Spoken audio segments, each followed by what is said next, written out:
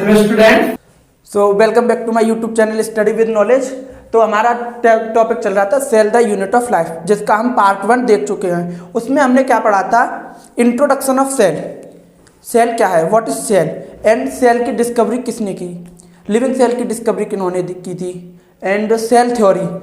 ठीक है, तो आज का जो हम टॉपिक में इसमें देखेंगे वो देखेंगे ओवरव्यू ऑफ द सेल, यानी shape of the cell, size of the cell and types of the cells. जैसे organism to organism cells vary करती है साइज और शेप। जैसे हमारी बॉडी के अंदर आरबीसी, डब्ल्यूबीसी, नर्व सेल, इनका साइज एंड शेप दोनों ही डिफरेंट होते हैं। ऐसे ऑर्गेनिज्म टू ऑर्गेनिज्म, एक ही ऑर्गेनिज्म के अंदर भी सेल्स डिफ्रेंशिएट करती हैं। जैसे हमारे अंदर आरबीसी अलग शेप की होती है, डब्ल्यूबीसी अलग शेप की होती है, नर्व सेल अलग शेप की होती है, एंड अगर इनके हम साइज की बात करें तो वो भी अलग अलग होता है, डिफरेंट टाइप का होता है। तो सबसे पहले हम देखेंगे शेप ऑफ द सेल्स, फिर देखेंगे साइज ऑफ द सेल्स, फिर देखेंगे टाइप्स ऑफ द सेल्स। ठीक है, तो सबसे पहले देखते हैं हम साइज, वो शेप ऑफ द सेल्स। ठीक है, तो देखो आरबीसी जो है वो हमें राउंड शेप की भी मिल सकती हैं एंड बाइकॉनकेव शेप की भी दिख सकती हैं। ठीक है, राउंड शेप की भी दिख सकती हैं एंड बाइकॉनकेव शेप की भी दिख सकती हैं। राउंड शेप की तो मैं, जैसे बाइकॉनकेव है, ये बाइकॉनकेव, ये हमें ह्यूमंस के केस में देखने को मिलेंगी। ह्यूमंस के केस में ये बाइकॉनकेव क्यों है? क्योंकि इनके अंदर न्यूक्लियस एब्सेंट होता है, इसलिए ये बाइकॉनकेव शेप की होती हैं। इनके अंदर न्यूक्लियस एब्सेंट होता है, इसलिए इन्हें ई न्यूक्लिएटेड भी कहते हैं। क्या कहते हैं? ई न्यूक्लिएटेड, ई न्यूक्लिएटेड। ठीक है, जैसे राउंड शेप की किस में देखने को मिल सकती है? फ्रॉग में, क्योंकि इनमें न्यूक्लियस होता है। और फ्रॉग के आप कैमल में भी देख सकते हो, कैमल में भी हमें राउंड शेप की आरबीसी देखने को मिलती है, क्योंकि उसमें भी क्या होता है? न्यूक्लियस होता है। ठीक है, अब डब्ल्यूबीसी की देखते हैं हम। डब्ल्यूबीसी के बहुत डिफरेंट टाइप होते हैं, क्योंकि डब्ल्यूबीसी भी बहुत टाइप की होती है। जैसे ए ग्रेन्युलोसाइट, ग्रेन्युलोसाइट, उनमें भी बेसोफिल्स, मोनोसाइट, लिम्फोसाइट, अलग अलग टाइप की होती हैं, अलग अलग शेप की होती हैं। ठीक है, तो ये हमें डब्ल्यूबीसी मिलेंगी। ये अमीबॉइड शेप की होती है ना, क्या बोलते हैं ना? Amoeboid shape, amoeboid shape. ठीक है, जैसे अब हम लें जो लीव्स में एक सेल्स पाई जाती है मीजोफिल सेल्स, वो राउंड शेप की होती हैं। मीजोफिल सेल्स कैसी शेप की होती हैं? वो राउंड शेप की होती हैं। ठीक है, कैसी शेप की होती हैं? राउंड शेप की। जैसे ये हमारी मीजोफिल सेल्स हैं, ये प्लांट्स की लीफ में पाई जाती हैं। कहाँ पाई जाती हैं? प्लांट्स की लीफ में। कौन सी सेल्स है? Mesophyll cells. ठीक है, अब एक शेप देखें हमारी, तो नर्व सेल। नर्व सेल कहाँ होती है? ह्यूमंस के अंदर। ठीक है, कुछ इस टाइप की होती है नर्व सेल। ठीक है, ये हमारी नर्व सेल होती है। ठीक है, नर्व सेल। प्लांट्स के अंदर एक सेल्स पाई जाती है गार्ड सेल। ठीक है, कौन सी? Guard cell. एक ये किडनी शेप की होती है, जो कि किडनी शेप की होती है।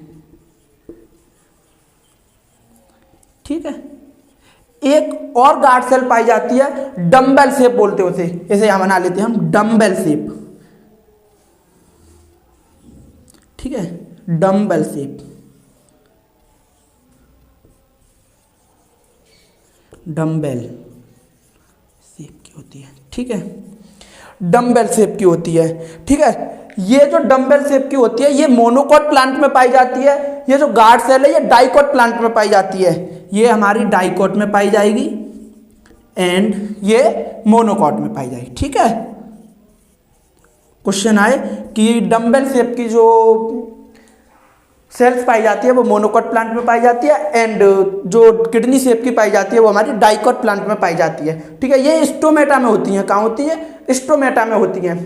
तो देखो डिफरेंट डिफरेंट शेप की सेल्स पाई जाती हैं, ऑर्गेनिज्म टू ऑर्गेनिज्म वेरी करती हैं, है ना। एक होती है क्यूबॉइडल शेप की, जैसे ये है हमारी, रफ कर लें, क्यूबॉइडल शेप की सेल्स पाई जाती हैं कुछ ऐसे।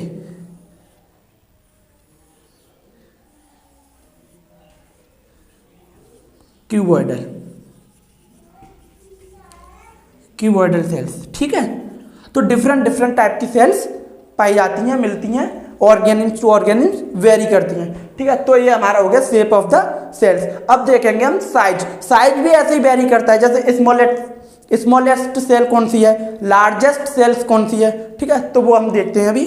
ठीक है, इसको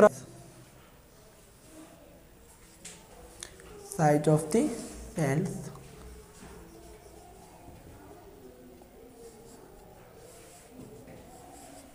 जैसे देखो अगर हम स्मॉलेस्ट सेल की बात करें तो सबसे स्मॉलेस्ट सेल जो होती है वो होती है हमारी माइकोप्लाज्मा की। तो स्मॉलेस्ट सेल्स किसमें होती है? माइकोप्लाज्मा।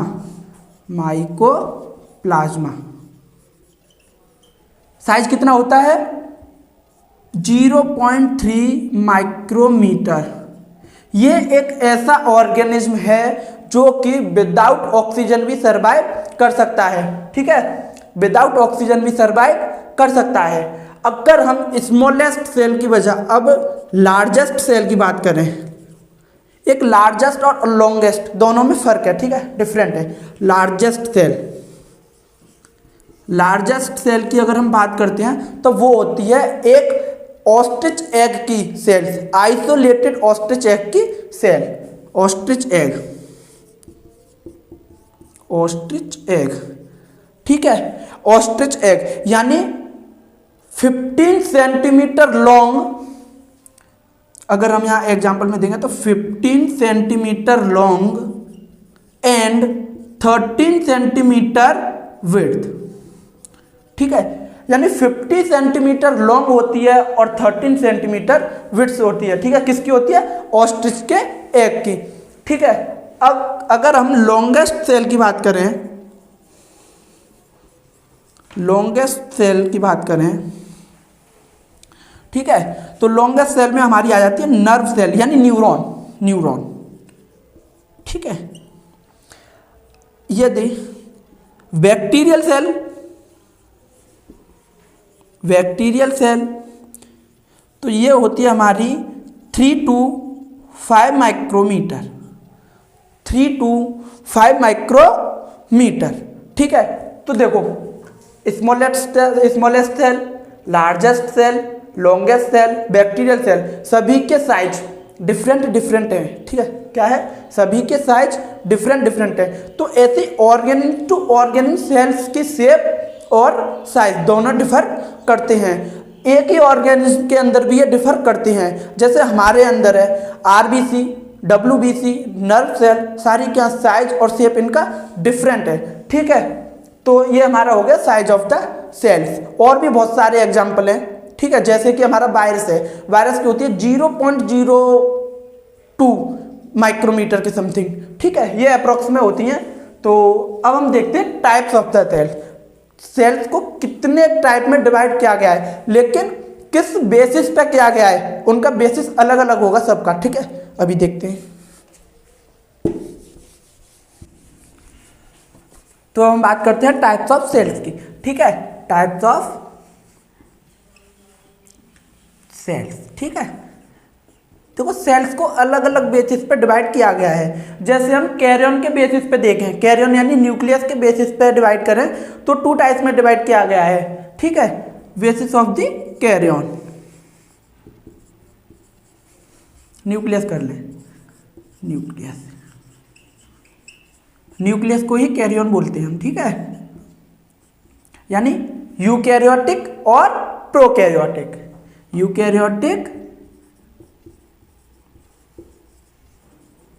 And prokaryotic.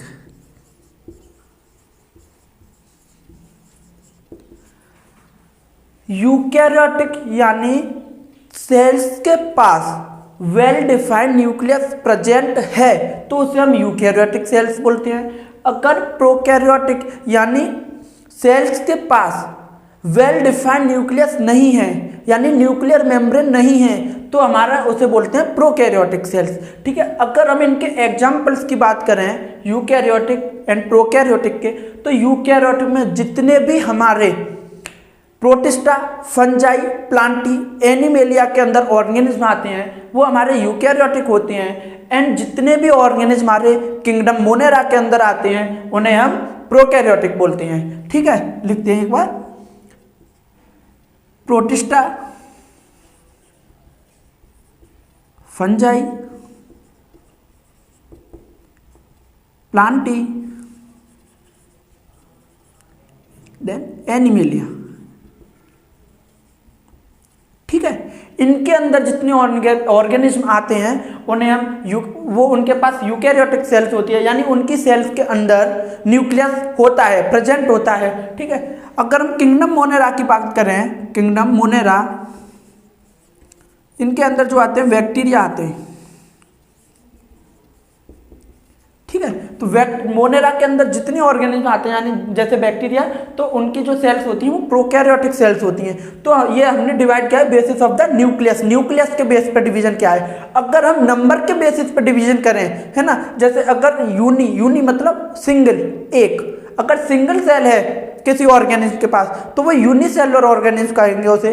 अगर ऑर्गेनिज्म का मल्टी सेलुलर, मल्टी यानी बहुत सारी, है ना, तो अगर बहुत सारी सेल्स हैं तो उन्हें क्या बोलेंगे हम, मल्टी सेलुलर ऑर्गेनिज्म।